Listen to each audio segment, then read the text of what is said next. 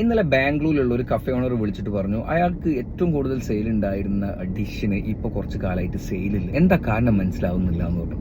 ഞാൻ ചോദിച്ചു നിങ്ങൾ പുതിയ ഏതെങ്കിലും ഡിഷ് ആഡ് ചെയ്തോന്ന് ചോദിച്ചു. അപ്പൊ അയാൾ പറഞ്ഞു യെസ്, ഞാൻ പുതിയൊരു ഡിഷ് ആഡ് ചെയ്തിരുന്നു എന്ന് പറഞ്ഞു.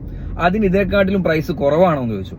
അപ്പൊ പറഞ്ഞു യെസ്, അതിന് പ്രൈസ് കുറവാണെന്ന് പറഞ്ഞു. ഓക്കെ, പിന്നെ എന്ത് മാറ്റാണ് അതിന് വരുത്തിയെന്ന് ചോദിച്ചു. അപ്പൊ അയാൾ പറഞ്ഞു അതിൽ ഞാൻ അതിന്റെ ന്യൂട്രീഷണൽ കണ്ടന്റും കൂടി കറക്റ്റ് കൊടുത്തിരുന്നു, അതിന്റെ പ്രോട്ടീൻ കണ്ടന്റ് എത്ര, അതിന്റെ ഫൈബർ എത്ര, അതിന്റെ കാർബോഹൈഡ്രേറ്റ് എത്ര എന്നുള്ള കറക്റ്റ് ആയിട്ട് മെൻഷൻ ചെയ്തിരുന്നു എന്ന് പറഞ്ഞു. മറ്റേതിന് അതില്ലല്ലോ എന്ന് ചോദിച്ചു. ഇല്ല എന്ന് പറഞ്ഞു. അപ്പൊ ഞാൻ പറഞ്ഞു ഇത് തന്നെയാണ് കാരണം. നമ്മൾ ഒരു കസ്റ്റമേഴ്സിന് വളരെ കറക്റ്റ് ആയിട്ട് ക്ലാരിറ്റിയിൽ കാര്യങ്ങൾ മെൻഷൻ ചെയ്ത് കൊടുത്താൽ ആ പ്രൊഡക്റ്റ് എന്തായാലും പോകും, അതിനൊരു സംശയവുമില്ല.